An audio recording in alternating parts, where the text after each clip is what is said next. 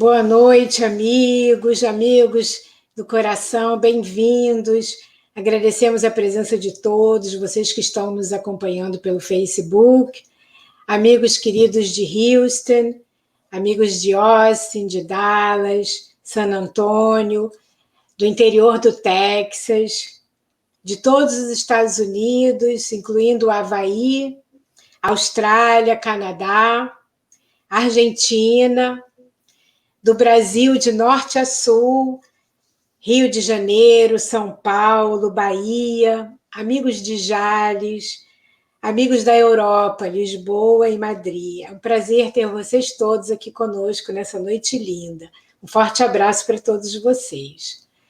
E nos apresentando, eu sou Fernanda Wanskovski, representando o Grupo Kardec Houston, e a nossa convidada muito especial de hoje aqui nessa live é a nossa amiga muito querida e muito especial, nossa irmã espiritual, Luziane Bahia.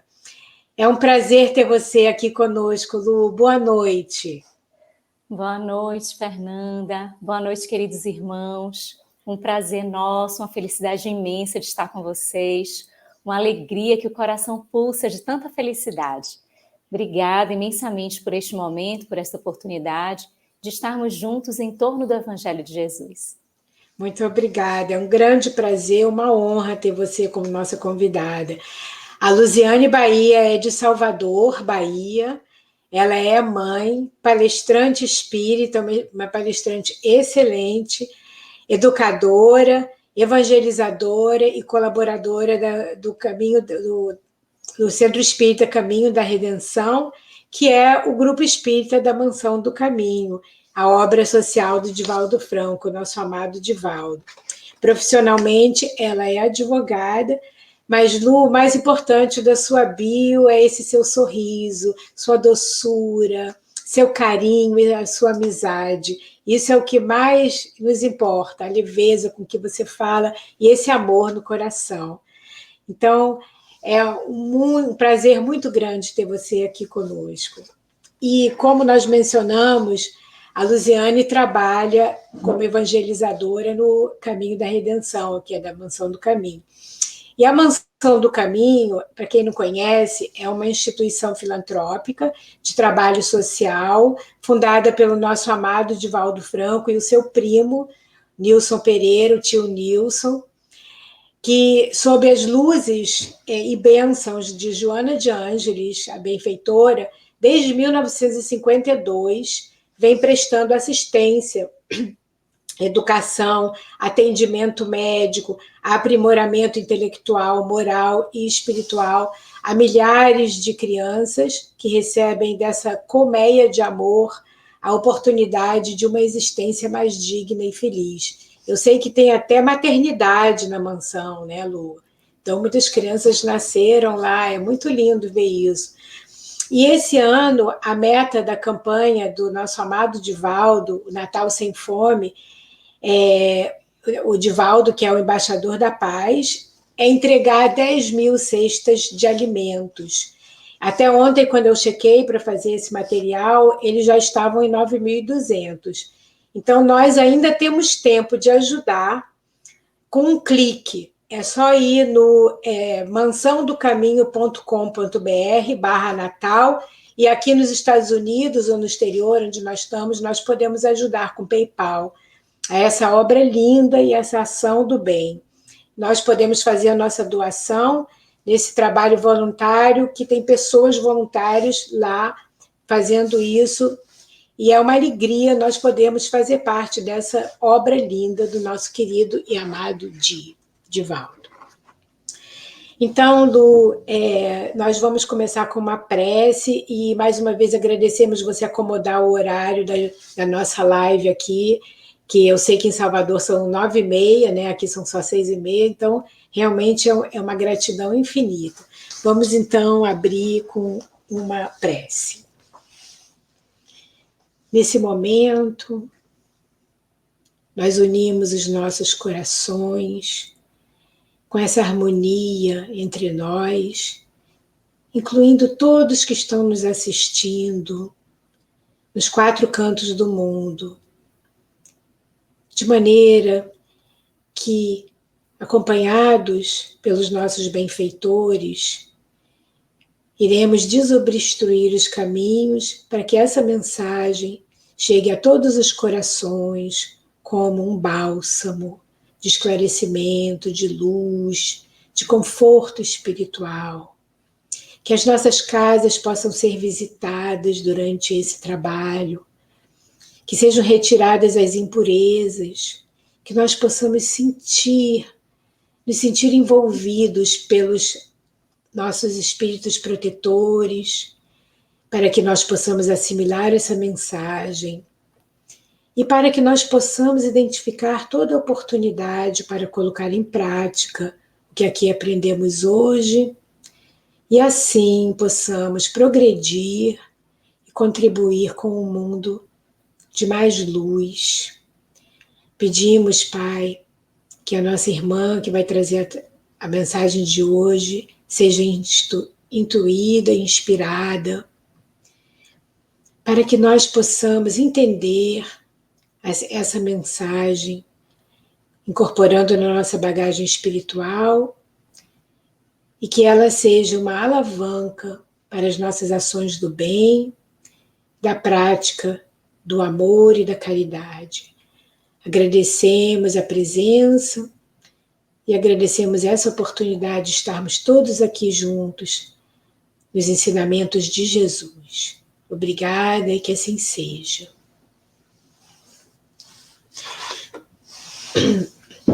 Os nossos convidados gostam de saber de onde vocês estão assistindo, então, por favor, incluam, meus amigos, aqui no chat, o lugar onde vocês estão, os seus comentários, suas participações e até as perguntas em relação ao tema, comentários e perguntas relacionadas com o tema, e dentro do possível as perguntas serão feitas à Luziane, e caso haja uma limitação de tempo, eu sei que vocês entendem. Então, vamos começar aqui com as perguntas. Nessa época de Natal, Luziane, as pessoas buscam mais a vida espiritual. É um momento de contato com Jesus pelo nascimento dele, é o mês de dezembro, mês do Natal. Então, as pessoas buscam a luz, a mensagem cristã, a mensagem espírita.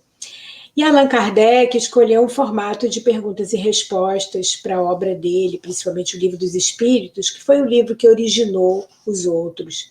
E Jesus trouxe toda essa mensagem tão importante para o nosso planeta em 42 parábolas. E as parábolas são uma fonte inesgotável de entendimento, de consolo, de aprendizado. É um assunto que esclarece a nós todos. Então, por isso, nós escolhemos esse tema, porque nós sabemos que você também gosta.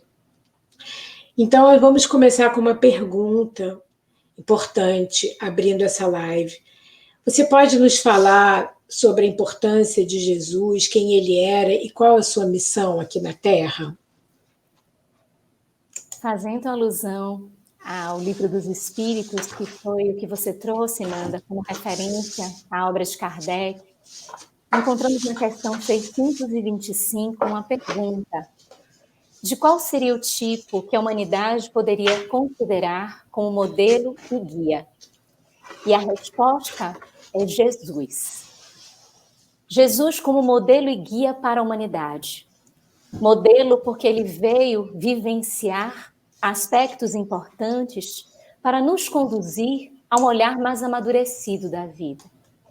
Ele vem num contexto de muita dificuldade ainda, num primitivismo de comportamento que trazia adesão a realidades muito mais exteriores do que profundas. E por conta disso, ele vem num cenário de muita barbárie, num contexto de muita adversidade, mas vem no lar de muita simplicidade. Segundo o Evangelho de Mateus, na sua genealogia, ele descende do pai Abraão, de Davi, e vem toda uma genealogia, toda uma árvore genealógica. explicando a descendência até chegar em Jesus. Já o evangelista Lucas coloca esta característica mais direta, oriunda de José e de Maria. José, um carpinteiro, Maria, aquela singeleza, pureza, aquela mulher tão expressiva, mas tão simples, de um coração muito grande, mas de não expressividade ou de conhecimento na sociedade. Então ele vem nesse contexto da história, dividindo a história, como diz Ernesto Renan, por trazer dentro da sua contribuição, dentro da sua instrução, dessa missão, a instauração do amor nos nossos corações. E nessa vida simples, os relatos de infância e adolescência são poucos noticiados, mas o que se sabe sempre é de uma personalidade marcante, de uma personalidade bondosa, humilde, que ali por volta dos 30 anos é que vem a sua primeira demonstração pública, numas bodas de casamento, nas bodas de Caná, a trazer a todos o início do seu ministério. Partindo de um casamento, da união de duas pessoas, mudando ali as moléculas para que o sabor pudesse ser do vinho, em relação à água que ele tomava por instrumento, para dar o seu presente àquela união. E a partir daí, em 3 anos de ministério, imprime nos corações a fraternidade, a bondade, a solidariedade, vivendo ele mesmo em comportamento. Então, por isso ele é modelo e é guia porque é orientador. Porque a partir desses passos nós temos com segurança um caminho a percorrer. Ele que é considerado o caminho da verdade e da vida. Então ele nos traz essa instrução. A importância que ele nos traz ao vir a este planeta, a chegar neste planeta, a fazer-se homem, encarnar, ele traz a importância da vivência, daquilo que ele vem ensinar. Porque ele poderia nos dizer teoricamente, ele poderia mesmo não se fazer carne, não se fazer homem, e nos altos planos da sua realidade espiritual, por ser um espírito de expressiva grandeza, de grandiosidade, considerado por Emmanuel como governador do nosso planeta, responsável pelas 3 revelações, tanto a revelação de Moisés, quanto a que ele mesmo trouxe, Jesus, e a revelação da doutrina dos espíritos. Então, ele se faz uma das peças desse quebra-cabeça da revelação da verdade, sendo que ele é o governador, sendo que ele tem uma condição superior diante de todo esse contexto. Mas vem para nos mostrar como viver. Então, ele demonstra em exemplo, em ação, em atitude, aquilo que os nossos corações precisam observar, ter cuidado para perceber diante das relações, diante daqueles que são opositores ou daqueles mesmo que são familiares, são mais afins, são mais próximos, mas que às vezes existem as agruras, as dificuldades, as adversidades, e com a paciência, com a humildade, ele traz um endereço para esta busca da verdade. O Espírito Emmanuel diz que Jesus veio trazer a humildade, a prática da caridade, da fraternidade, da simplicidade, e também é base de verdade, de amor, do Verbo Divino. Já o Espírito Joana de Ângeles, no livro Vidas Vazias, que é um livro recém-lançado, foi no último mês de maio, e que traz à benfeitora diversas reflexões sobre o vazio existencial, sobre a busca de um sentido, ela coloca em uma mensagem intitulada Sob Qualquer Aspecto, características de Jesus, dizendo que ele foi e é um grande filósofo de rara doutrina, que essa rara doutrina é o amor, que é um revolucionário do bem, porque veio estremecer as estruturas que poderiam estar acomodadas em faltas, em equívocos, para que pudesse ser revolucionada pelo bem. Um mestre incomparável, um orador excelente, um cidadão perfeito, um amigo fiel e de todas as horas, alguém dotado de uma humildade expressiva e o advogado dos infelizes. Dessa forma, traduz a benfeitora características desta personalidade, que dividiu a história do mundo entre antes e depois dele, que é o governador do planeta, que é co-criador com Deus, e que todos nós, imersos neste planeta Terra, temos a vinculação com este Cristo. Somos, de alguma forma, vinculados a essa estrutura crística, por conta desse trabalho, dessa missão, dessa atuação dele sobre o planeta. Então, em linhas gerais, nós visualizamos Jesus assim, como um libertador, como alguém que veio trazer uma proposta e viver a proposta para nos demonstrar, na excelência da educação, como é que nós podemos agir. O coração bate muito forte ouvindo você falar desse ser que é o governador desse planeta, responsável por todos nós. É lindo demais, muito emocionante. E eu gostei muito do que você mencionou sobre as 3 revelações, né? Porque são a mesma mensagem em diferentes formatos. A primeira revelação, que foram os 10 mandamentos, que é uma mensagem também de amor num formato diferente. Depois, Jesus Cristo trazendo toda essa, como você falou, ele provou tudo aquilo que ele falou. Aqui nos Estados Unidos a gente chama de walk the talk. É quando você realmente pratica o que você fala. E ele mostrou até o fim, até no último minuto, quando ele pediu a Deus que perdoasse as pessoas que fizeram aquilo com ele, porque não sabiam o que estavam fazendo. Então, até o último minuto, ele provou. E a terceira revelação, que é o Espiritismo, que também é a mensagem do Cristo, a mensagem de amor, num formato universal. Então, é maravilhoso essa abertura que você fez sobre ele, já foi emocionante. E aí a pergunta sobre as parábolas, né? Se todo o aprendizado que ele deixou foi em 42 parábolas. Então, é incrível ver que esse conhecimento foi passado assim.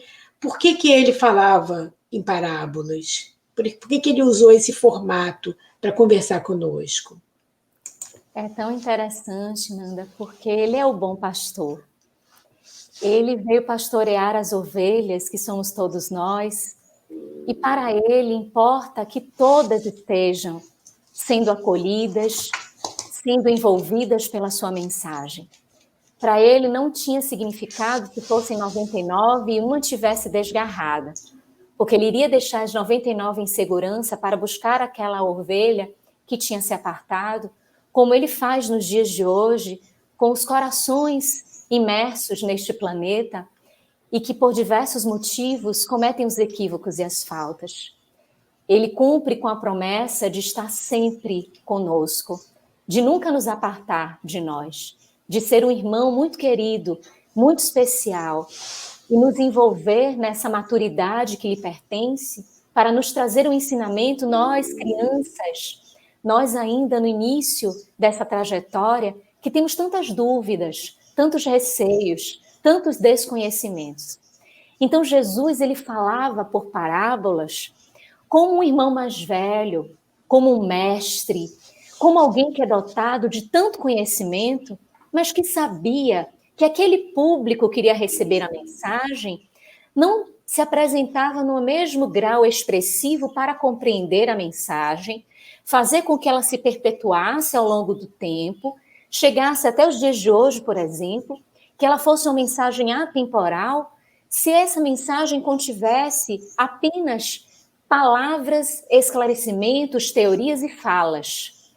Então, as parábolas, elas se constituem uma técnica para a conservação do ensinamento. É uma forma de conservar, é uma forma de fazer com que, primeiro que no contexto daquela sociedade, muito se vivia para que as palavras fossem professadas, mas não uma movimentação interior de transformação. Os fariseus, por exemplo, eram considerados ou conhecidos como aqueles que falavam formas comportamentais para serem cumpridas, mas que eram automatismos, condições mais exteriores, de ambientes de tradição ou de costume. Mas para que se fizesse essa modificação, essa busca interior para um significado diferente e real, isso pouco se fazia. Então, até para estas pessoas que traziam esse aspecto de superficialidade, até para elas, ter o contexto de parábolas simbolizava um transmudar, um transmitir de informações ao longo do tempo numa tradição. Até mesmo tradição do costume, tradição da cultura, de falar as coisas em histórias, porque as parábolas são histórias. Então, a parábola tem o início, aquele desenvolvimento e a moral da história. Todas as parábolas, se nós pegarmos ao pé da letra, mesmo ao pé da letra, ela traz uma lição. Mesmo que sejam os símbolos de semente, de árvore, mesmo que sejam símbolos que a gente queira interpretar diretamente dessa forma, observando os elementos, estritamente os aspectos da natureza, ela já traz a lição. Agora, imaginemos a humanidade crescendo ao longo do tempo, se desenvolvendo, amadurecendo e as parábolas ficando contadas da mesma forma. As historinhas que têm um contexto, têm personagens, têm uma moral. Então, ele traduz algo que é mais imenso, que é mais intenso como a verdade, ele decodifica, ele traduz para uma forma que fique o tempo todo presente conosco. Porque se hoje a sociedade está um pouco mais amadurecida, a gente ainda encontra imensos desafios para interpretar o que ele falou através das parábolas. Mesmo a gente tendo desenvolvido um pouco, tendo partido daquela condição que ficou um pouco mais para trás, mas ainda no presente contexto. O quanto a gente ainda traz dificuldade para entender, para compreender.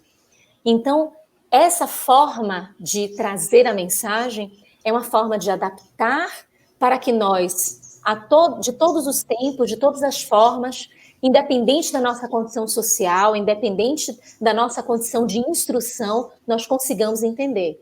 Se nós pegarmos uma parábola e contarmos a uma criança, ela entende os personagens que estão na parábola. Basta que a gente explique o significado, que algumas palavras elas podem não entender. Mas se nós explicarmos, elas vão entender a história. E esse é o objetivo central de Jesus. Tornar acessível a todos os corações. E que cada um de nós recebesse a parábola nesse processo interior. Porque ela tem essa proposta, cada parábola. Ela tem a proposta da transformação. Então, ela tem a força de impactar especificamente para nós. Especialmente para o nosso momento evolutivo, para a nossa história. Então, ela diz muito. Então, é uma estrutura mágica, digamos assim, adotada por Jesus para trazer esta constância da mensagem, a temporalidade. Elas sempre são atuais, elas sempre estão nos propondo a transformação, elas sempre estão nos dizendo algo muito especial que precisa de nós em ação, em movimento, para internalizá-las, para compreendê-las.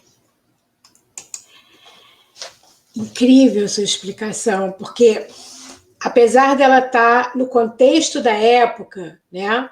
Então aquelas pessoas ali estavam familiarizadas com sementes, com vinha, com ovelhinha. Se você transporta para hoje, você consegue entender, como você falou, ela conserva a mensagem, né? Então ela é compreendida a qualquer tempo, apesar de o contexto ser da época. Então, Jesus estava falando com aquelas pessoas, ele tinha que usar uma linguagem que aquelas pessoas entendessem. Mas hoje, que nós estamos 2020 anos depois, nós entendemos. Então, realmente, o maior professor do mundo. Então, nós escolhemos 3 parábolas para você nos ajudar a entender, destrinchar, para que nós possamos entender o sentido e trazer o ensinamento. A primeira é a parábola do semeador, que é uma parábola linda, né? Então, a gente gostaria que você explicasse para a gente o que nós podemos aprender com essa parábola. Essa parábola é a primeira narrada por Jesus. E tanto essa parábola do semeador, quanto a parábola do joio e do trigo, possui do próprio mestre uma explicação anotada pelos evangelistas, por Mateus notadamente. Mateus, ali no seu capítulo 13, é o capítulo das parábolas. Nós encontramos muitas ali no capítulo 13 de Mateus, e nós podemos passear um pouco por estas histórias entendendo o que elas falam em sentido e em aprofundamento para os nossos corações. A parábola do semeador, como a gente há de se lembrar, ela começa com Jesus diante de uma pequenina multidão que está ali na beira da praia. Ele está numa embarcação e ele começa a falar. Ali ele começa a narrar as parábolas. E ele começa a falar. E o semeador saiu a semear. E semeando, as sementes foram lançadas, foram jogadas e caíram à beira do caminho. Ali, sem profundidade, sem terem como enraizar, as aves vieram e recolheram-nas. O semeador continua a semear, as sementes caem então no terreno pedregoso, de pedras. Elas logo criam um pouco de base, um pouco de raiz, mas sem profundidade, elas crescem um pouco, mas o sol quente vem e elas não conseguem sobreviver, não conseguem ter a firmeza para que aquela vida possa ser mantida. Continuando a semear, as sementes caem entre os espinhos. E esta planta que cai, essa semente que cai entre os espinhos, ela já consegue crescer um pouco mais. Mas quando os espinhos se fecham, eles asfixiam e impedem que ela dê a continuidade da vida e ela acaba morrendo, perecendo.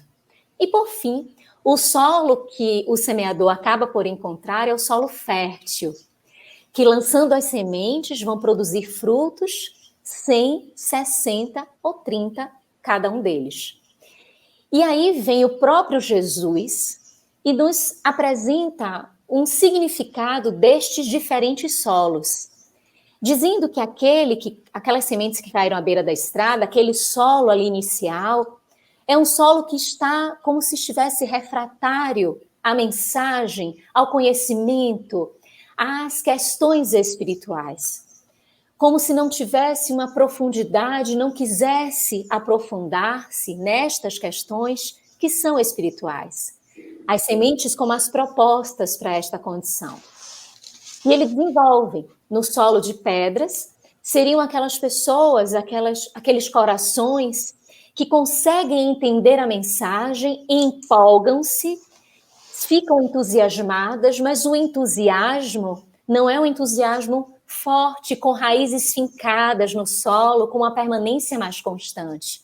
E por conta disso, diante das vicissitudes, diante das provações, dos desafios, há uma forma de sucumbir também, porque não encontra na doutrina que está nascendo no coração uma força, porque não permitiu que ela fincasse raízes.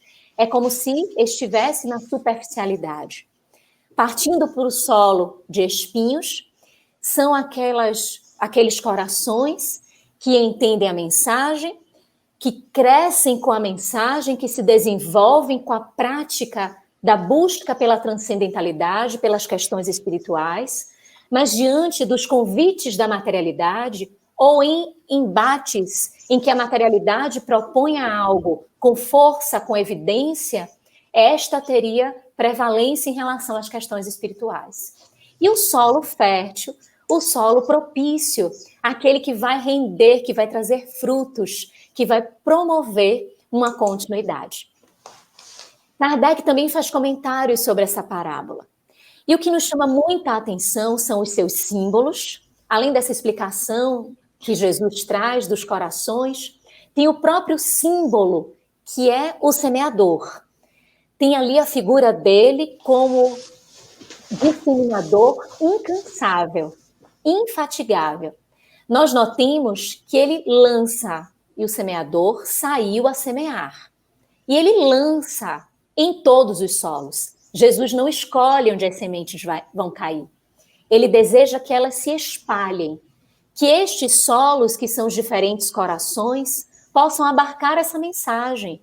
Destas sementes que são amor, caridade, que é a boa nova, o seu evangelho, que são esses instrumentos de nós fazermos o bem, que são os pensamentos positivos, que são essa energia positiva que nós podemos transmitir, que podemos cultuar e cultivar, e que essa disseminação deste semeador vai caindo nestes diferentes solos.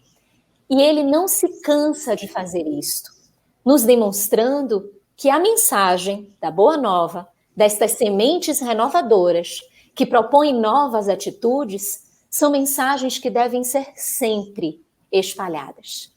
Que a gente não deve condicionar para onde a mensagem vai. Que a gente não deve eleger se este está mais propício, se aquele não está, mas simplesmente lançar.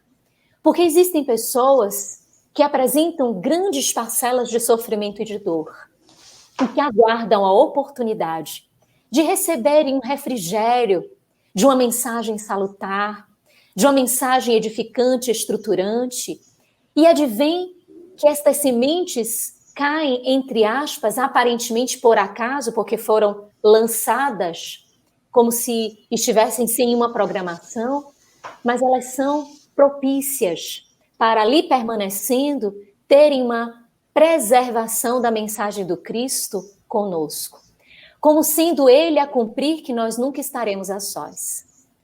Quando olhamos os diferentes solos, podemos pensar uma escala evolutiva, podemos pensar o solo à beira do caminho, da estrada, como corações mais endurecidos, como os seres mais próximos da simplicidade da ignorância, no aspecto do nascedouro desta escala do progresso, que parte da simplicidade e ignorância, como todos nós fomos criados, para o alcance da angelitude, que é a perfeição, que é um estágio de relatividade em relação ao Criador, em relação a Deus.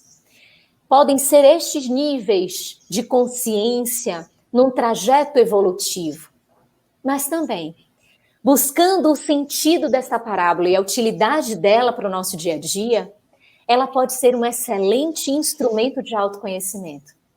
Se nós perguntarmos quais são os momentos em que o nosso solo é de estrada, em que o nosso solo é de pedra, de espinho e solo fértil.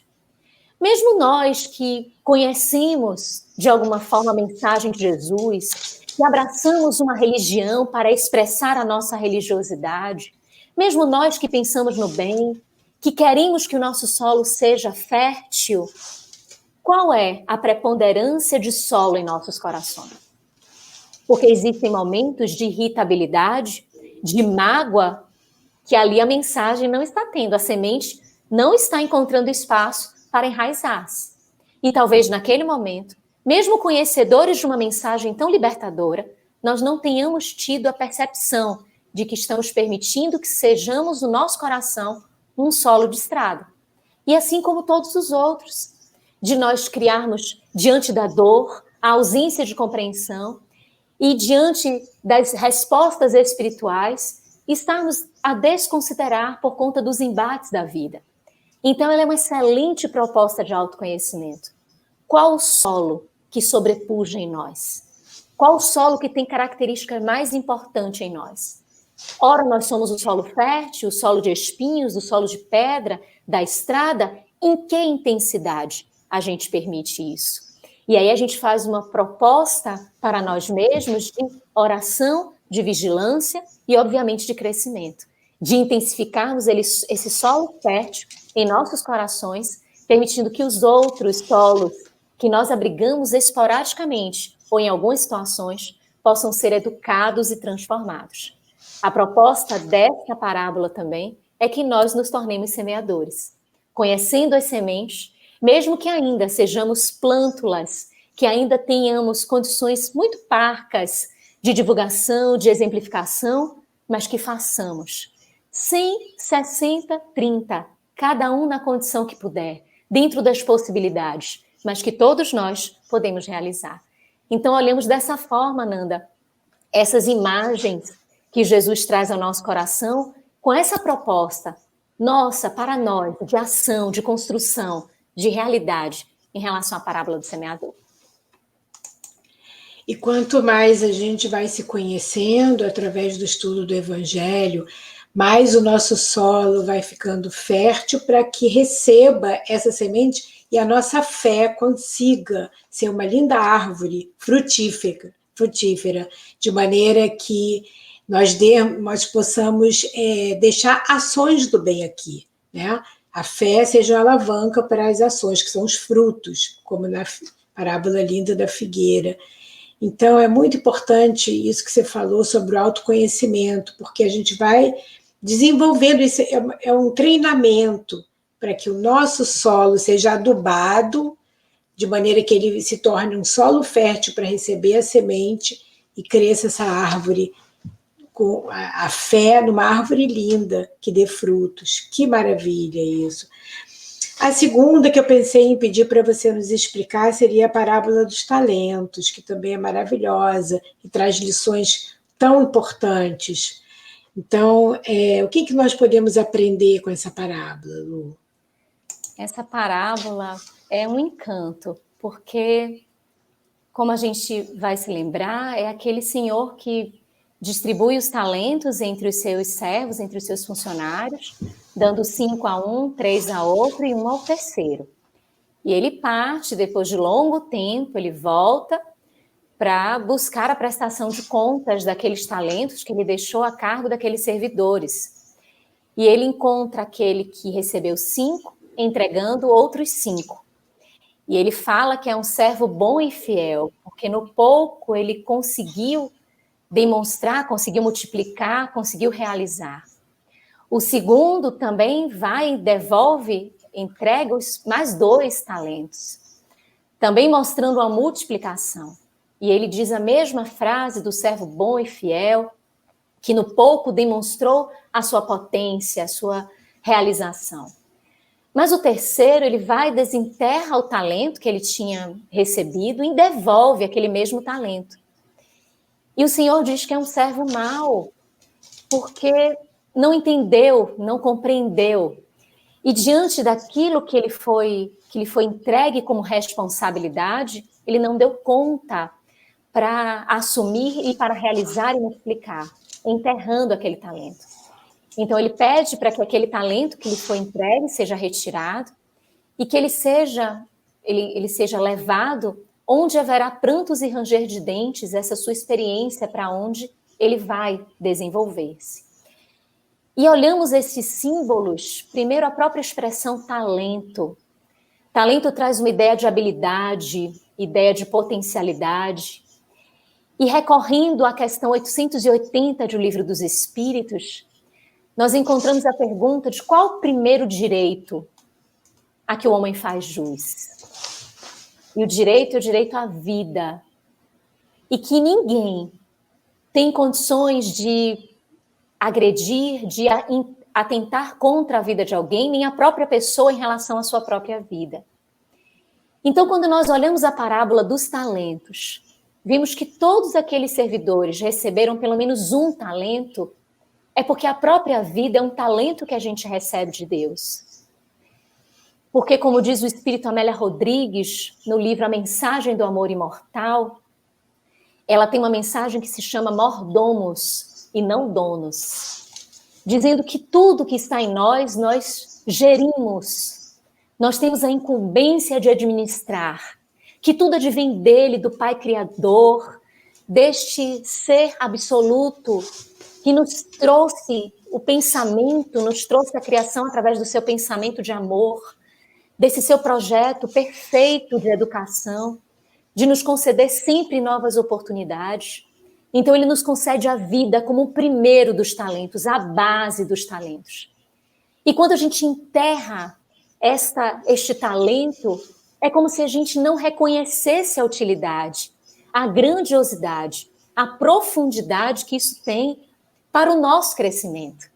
Enquanto que aqueles outros que multiplicaram, entenderam o estímulo do Senhor, recebendo dádivas do Senhor, e retornando ao plano espiritual após o desprendimento do corpo físico, por exemplo, entregando, apresentando a este Deus externo, mas também à própria consciência ou ao Deus interno, os feitos, o aproveitamento desses talentos, o aproveitamento destas belezas que nos foram concedidas para o nosso crescimento. São talentos que nos promovem o amadurecimento, que promovem a superação em relação a nós mesmos. Então, a proposta da parábola é para que nós aproveitemos esses talentos que dissemos à vida Mas outros tantos, e é interessante porque o espírito Humberto de Campos, no livro Luz Acima, nos traz uma mensagem muito interessante que eu gostaria de compartilhar com todos vocês, onde ele diz o que é que seriam esses talentos, como é que ele visualiza esses talentos, para o primeiro, para o segundo e para o terceiro. Ele diz assim: afagado o primeiro, entregou-lhe 5 talentos, notificando: conduze contigo estes tesouros da alegria e da prosperidade. São eles a saúde, a riqueza, a habilidade, o discernimento e a autoridade. Multiplica-os aonde fores, em benefício dos meus filhos e teus irmãos, que em situação inferior à tua, avergados ao solo do planeta, a quem levará as minhas bênçãos, se esforçam mais intensamente. Ao segundo servidor passou 2 talentos, acentuando: transporta contigo estas 2 preciosidades, que se destinam ao esclarecimento e auxílio do mundo a que te diriges. São ambas a inteligência e o poder. Estende estes patrimônios respeitáveis às minhas construções eternas. Ao terceiro, confiou apenas 1 talento, aclarando o cuidadoso: apossa-te desta lâmpada sublime e segue. É a dor, o dom celeste da iluminação espiritual. Acende-a em teu campo de trabalho, em favor de ti mesmo e dos semelhantes. Seus raios abrem acesso aos tabernáculos divinos. E diz o benfeitor que, recebendo este talento, a dor, ele não compreendeu. E é o que acontece muitas vezes conosco. A gente olha estes outros talentos que os nossos irmãos mais amadurecidos já são dotados e com tanta facilidade, e às vezes a gente não entende, mas eu gostaria de alcançar isso. Mas naquele momento, o nosso instrumento é a dor, o nosso instrumento é a renúncia, o nosso instrumento é a continuidade no trabalho, e que às vezes a gente não identifica o brilho, a intensidade desse talento. E aí o que acontece? Quando a gente enterra, a gente perde. Perde o quê? A oportunidade de escolha. Perde, fica suspenso o nosso livre-arbítrio. Nós demonstramos que não temos ainda a condição de manejarmos essa potência da alma, que é o livre-arbítrio, que encontramos dificuldades, que encontramos embaraços, e que precisamos, através dos prantos e ranger de dentes, as expiações, as propostas de refazimento, retornarmos ao curso para vivenciarmos, engrandecendo e percebendo o valor dos talentos. Todos nós temos talentos. E essa mensagem da parábola deixa isso muito claro. Todos nós temos talentos. O desafio somos nós multiplicarmos, darmos utilidade, intensificarmos, agradecermos diariamente ao Senhor a dádiva que temos de viver, agradecermos a Ele tudo que vem como oportunidade da vida, que são oportunidades de nós brilharmos os nossos talentos. Talentos que às vezes são desconhecidos, que às vezes estão no recôndito de cada um de nós, e que um momento como este de pandemia, tão desafiador, quantas pessoas brilharam os seus talentos, porque foram ali desafiados, porque foram questionados em muitas questões e muitos aspectos. Então, esta parábola, ela traz um movimento de autoestima, de multiplicação, de que todos nós entendamos o que falam os Espíritos na questão 132, de que o objetivo nosso é o alcance da perfeição, mas esta perfeição também é atrelada a uma atividade, a uma utilidade que temos no contexto da criação, de percebermos o que é aquilo que cabe somente a nós desenvolver, que é o nosso traço, é a nossa assinatura, é a nossa construção, é o nosso livro escrito por nós e que só cabe a nós mesmos realizar. Então, encontramos nessa parábola, Nanda, um olhar de motivação, um olhar de intensificarmos o que há em nós como um brilho, como potencialidades desses talentos que recebemos e que temos dádivas de Deus para multiplicá-los, tornando-nos, alcançando a felicidade, mas também a tantos quantos estejam no nosso entorno. Que esclarecimento incrível, principalmente essa parte da dor eu nunca tinha visto assim, achei incrível. E nessa época de pandemia, quantos de nós, porque nós tivemos que nos expandir, quantos de nós descobrimos novos talentos, novas habilidades?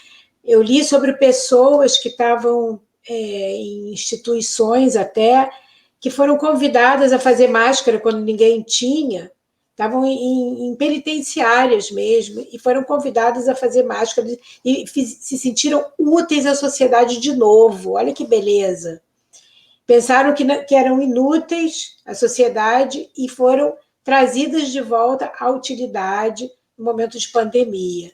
Então, nós, nesse momento, estamos nos redescobrindo e nos dando conta que temos muito mais a oferecer do que nós pensamos. Essa é uma parábola linda. As nossas habilidades estão se revelando e vão além, e todos nós podemos servir. Que ótimo! E agora a parábola dos trabalhadores da vinha. Que aprendizado a gente pode tirar dessa linda parábola também, Lu? O da vinha da mesma forma que a dos talentos, o reino dos céus se equipara a, né, faz essa equiparação para que a gente entenda o que é o reino dos céus, o significado desse reino dos céus. E então Jesus narra que equivale a um pai de família que sai buscando na primeira, na segunda, na terceira, nas horas que se sucedem ao longo do dia, trabalhadores para a vinha. Ele vai chamando os primeiros, e a esses primeiros ele promete um denário de salário, de contraprestação, depois do trabalho realizado.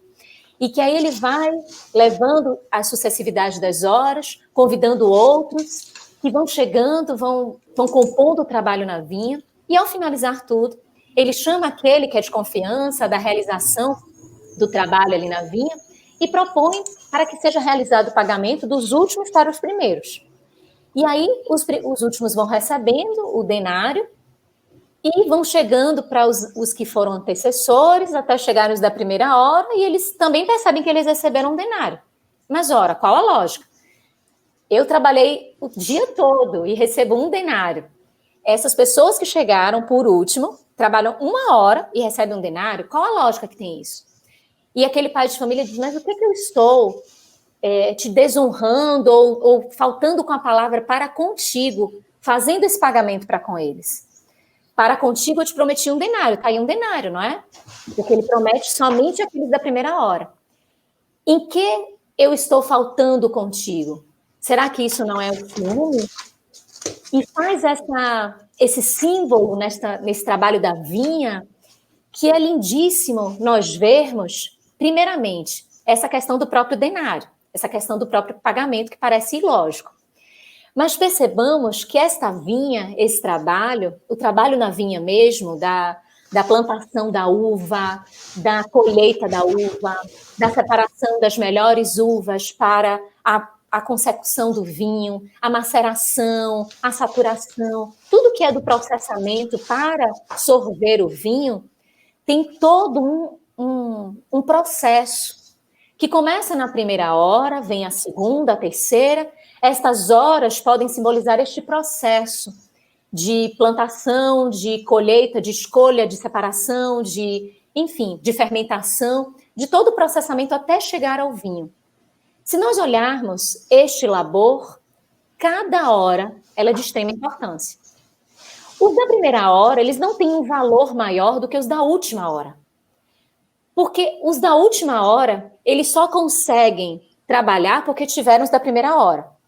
E os da primeira hora só conseguem concluir o trabalho porque serão os da última hora que vão fazer essa conclusão do seu trabalho. Então percebamos que é tudo muito concatenado em uma linha de solidariedade, que é a proposta do reino dos céus. O reino dos céus se assemelha a este pai que vai chamando estas pessoas para o trabalho na vinha, para o trabalho no campo, na seara, nesta construção do reino dos céus. E por que o pagamento é o mesmo? Por que o pagamento do primeiro é igual ao do último? Porque o pagamento é um só. O pagamento é o encontro com esse reino dos céus. E esse encontro com o reino dos céus acontece em nós, de forma particular, muito individual. Então, todos nós recebemos o mesmo preço. Qual é o preço? É esse envolvimento, é essa autoconquista, é isso que se chama de luminoso, de plenitude, é este mergulho, este reconhecimento, o que a psicologia chama de fusão entre o ego e o self, dessa unicidade, dessa parceria, da iluminação do ego através do self, enfim. É esta conquista que todos nós vamos permear. E não importa se trabalhando na primeira ou na última hora, porque o que importa é a qualidade, é a forma como nós nos depositamos diante daquela função. Observemos que os que vêm depois da primeira hora não perguntam quanto vão receber. Simplesmente vão porque estão interessados no trabalho, querem o crescimento, não estão querendo saber quanto vão receber. Então, pagar o mesmo valor é a conquista que nós temos após o trabalho na vinha. E essa vinha, como falamos, da fruta, da uva, do vinho, a primeira hora que faz aquele desbravar da terra, faz a plantação, faz todo aquele cuidado inicial. Os que vêm nas horas sucessivas vão observar o crescimento da planta, vão selecionar as uvas, vão fazer a colheita. Aqueles da última hora vão fazer o processamento, vão macerar a uva, fazer o processamento para sorver, como completude de todo o processo, sorver o líquido, que como nas bodas de Caná foi transformado da água para o vinho, nesse processamento tem o recolhimento do vinho com um sabor especial, com uma característica especial, porque é a nossa transformação. O vinho que recolhe deste trabalho da vinha, deste processamento, é a nossa transformação. O líquido com sabor especial é a conquista sobre nós mesmos. Constatarmos o quanto isso é especial, vencermos as nossas más inclinações, vencermos os nossos vícios, a maledicência, o orgulho, o ciúme, como muito bem é pontuado. Em O Evangelho segundo o Espiritismo, esse capítulo dos trabalhadores da última hora, ele só tem instruções dos espíritos. Traz o texto, vem instruções dos espíritos, missão dos espíritas, obreiros do Senhor, mostrando-nos o quanto os espíritos trazem como ensinamento estas instruções para a nossa vigilância, para não ficarmos atentos ao que o outro vai ganhar, ao que o outro vai receber, ao que o outro vai vivenciar, porque pertence ao outro. Por que Jesus diz, não julgueis? Porque nós não temos arcabouço para julgamento.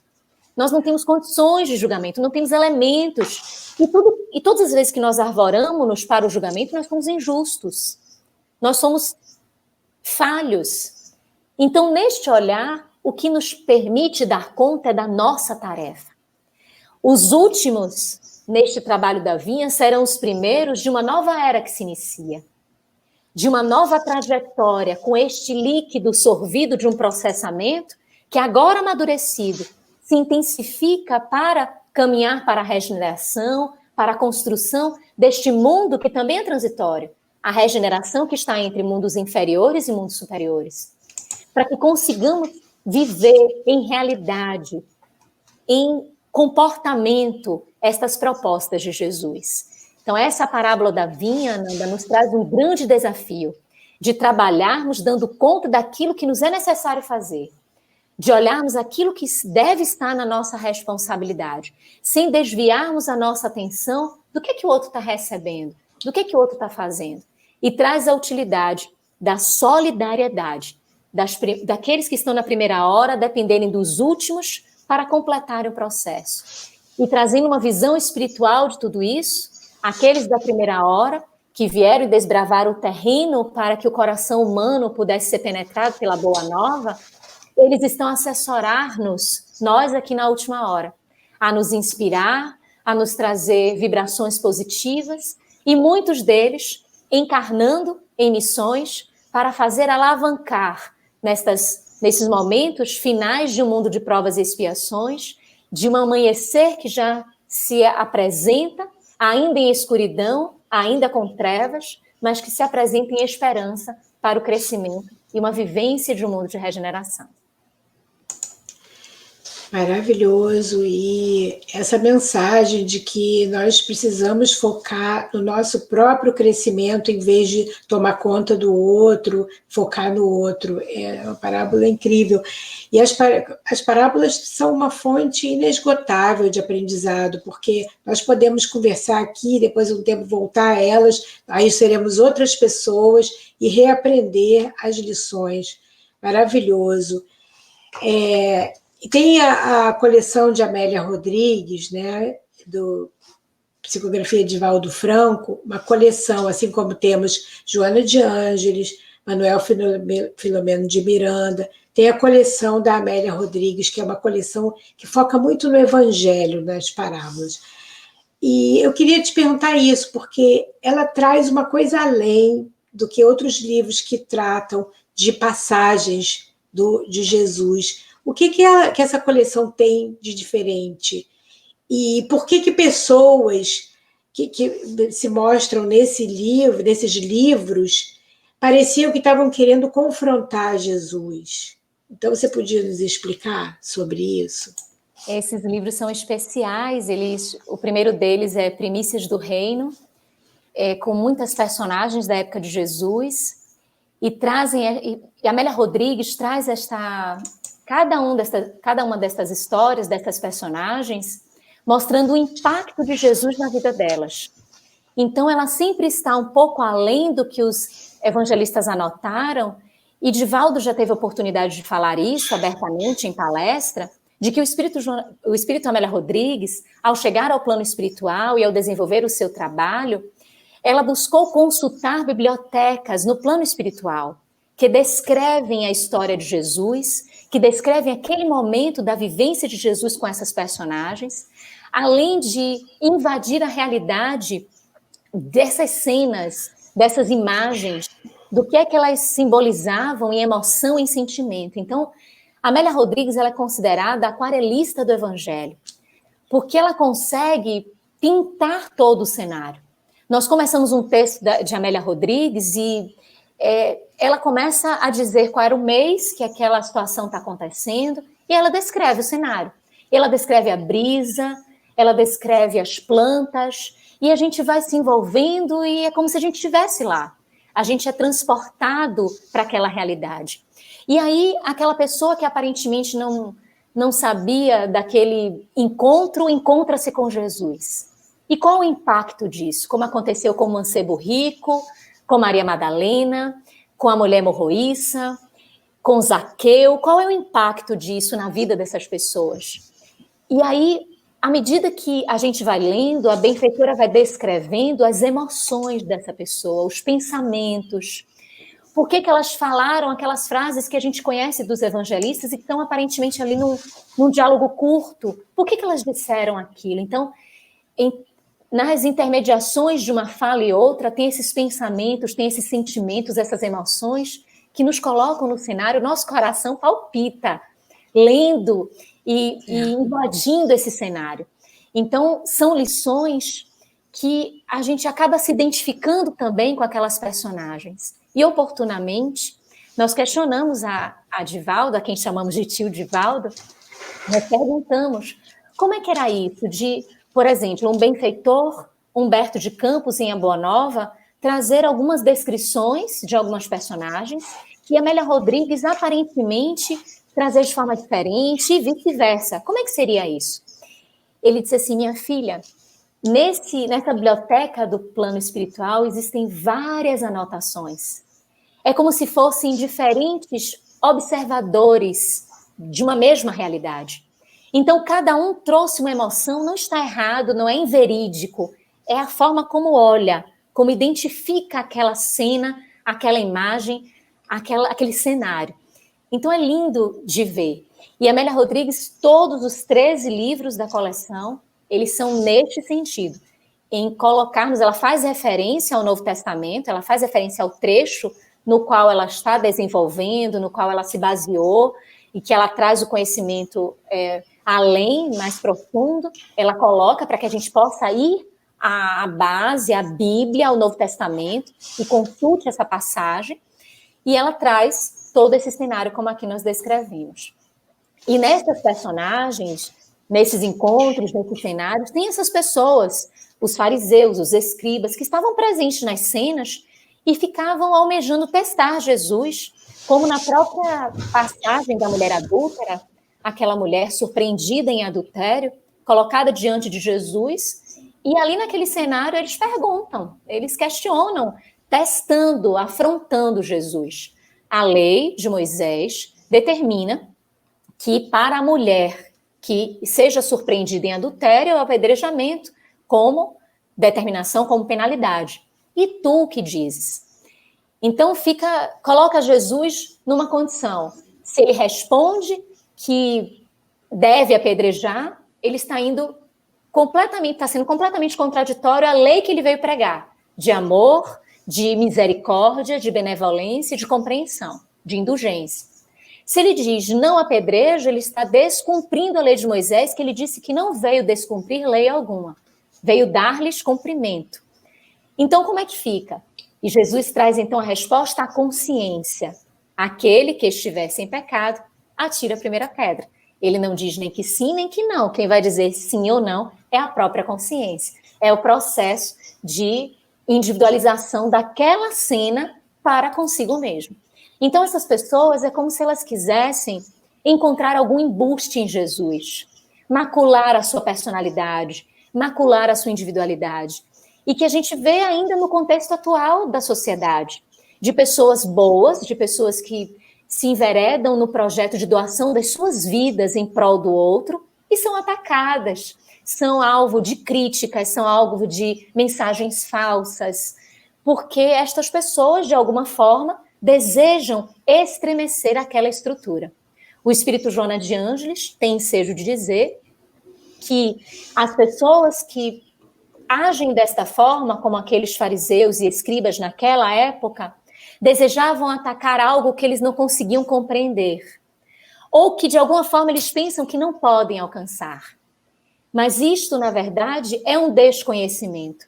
É a ausência de olhar para si mesmo e de perceber quais são as potências que abrigamos dentro de nós, quais são esses talentos que nós temos, essas possibilidades que temos, que não precisa, como no trabalho da vinha, que observemos o que o outro está a fazer, mas o processo natural que precisamos fazer. E a Amélia Rodrigues destaca que todos aqueles que se encontraram com Jesus, que ficavam assim, seguindo, buscando, querendo testar, querendo provar, eles, mais cedo ou mais tarde, eram convocados, ou eram enredados, ou eram envolvidos por aquela rede de amor. Então, a qualquer momento isso iria acontecer, diz a benfeitora, porque não há aquele que se encontre com Jesus e que fique indiferente. Aparentemente pode até dizer, isso não significou nada para mim.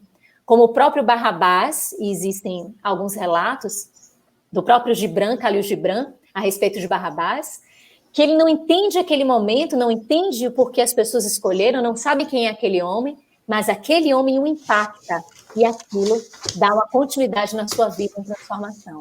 Como o próprio Simão, que recebe Jesus em sua residência para um jantar, onde Maria Madalena entra naquela residência e faz aquele momento ali de questionamento, de preconceito, e Jesus questiona, porque aquela mulher lhe atendeu, lhe lavou os pés com os óleos principais, enxugou com os cabelos, e ele, Simão, que era anfitrião, não fez essa receptividade, não fez a receptividade do evangelho, da boa nova em seu coração.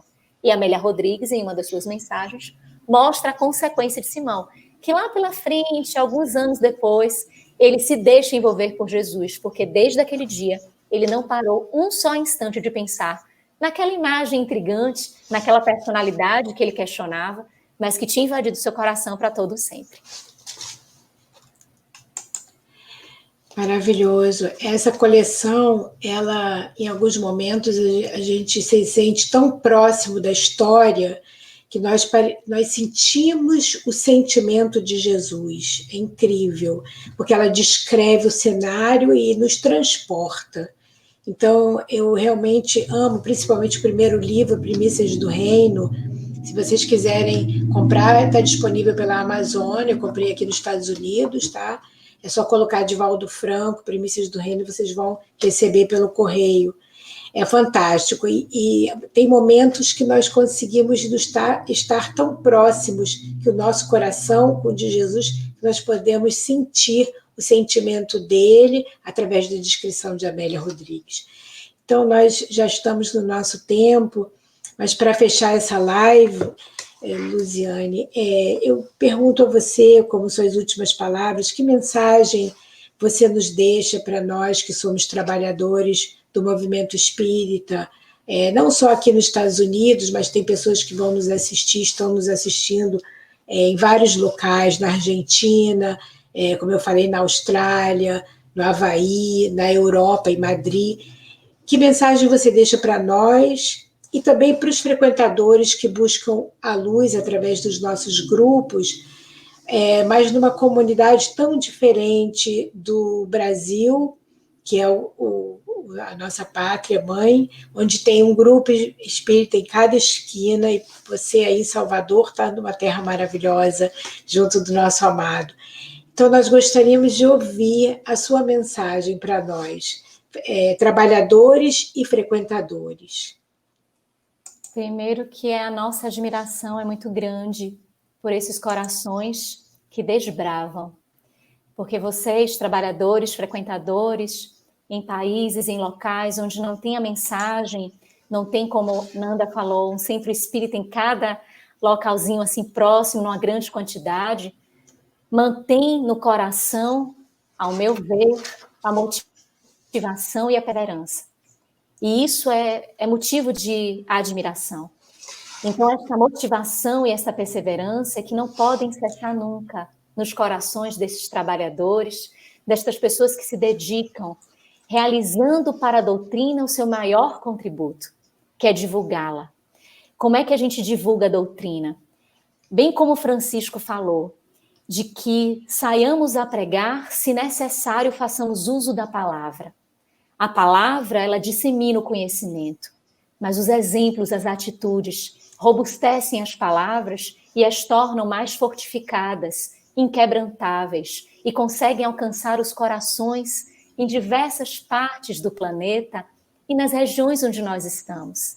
Então, para estes corações amigos, queridos, estas palavras de ânimo, de perseverança, de fé, deste conhecimento de uma tarefa que pertence a vocês, de vivenciar esta mensagem do Evangelho, do Espiritismo, dessa doutrina libertadora, deste bem que deve se espraiar pelos corações humanos, mas carregando sempre essa certeza que mesmo diante dos desafios, diante dos embates, dos obstáculos, Jesus está sempre no leme, é Ele sempre o coordenador, o motivador, é sempre aquele que nos orienta, que nos guia, que nos direciona. Então, Ele sempre está à frente a sustentar estes corações e nele, que estes corações possam encontrar sempre vibrante a fé, a paz, a coragem, o ânimo, a esperança, a perseverança.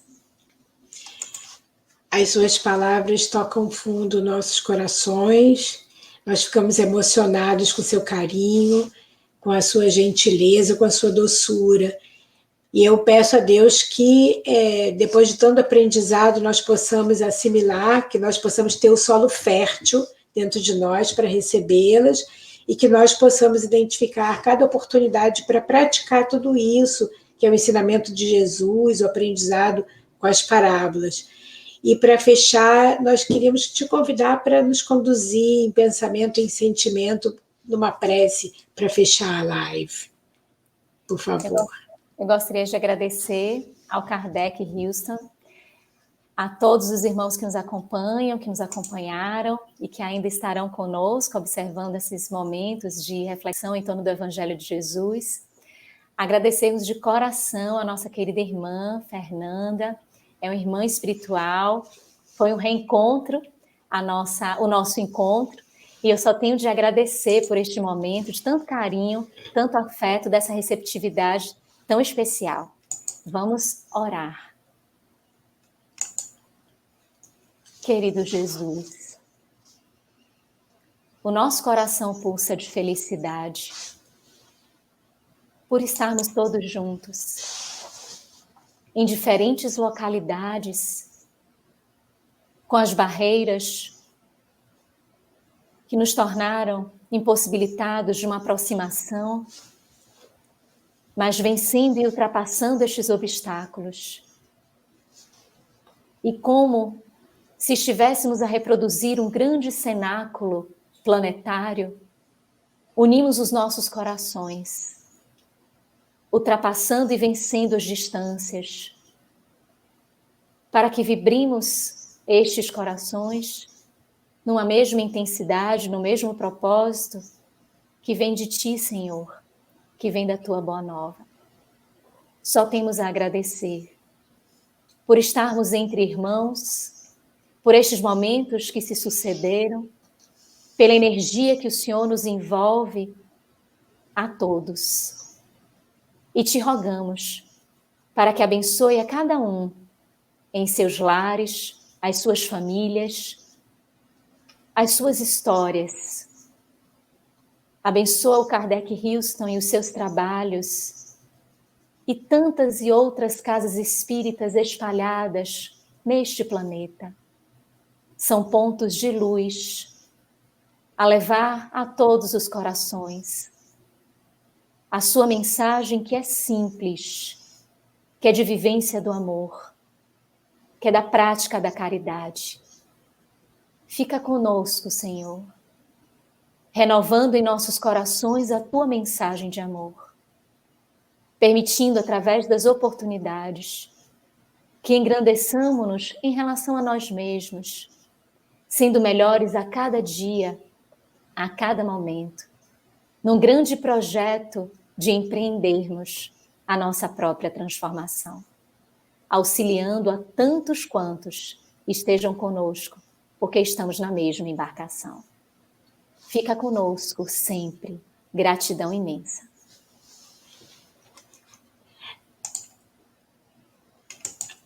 Muito obrigada, Lu.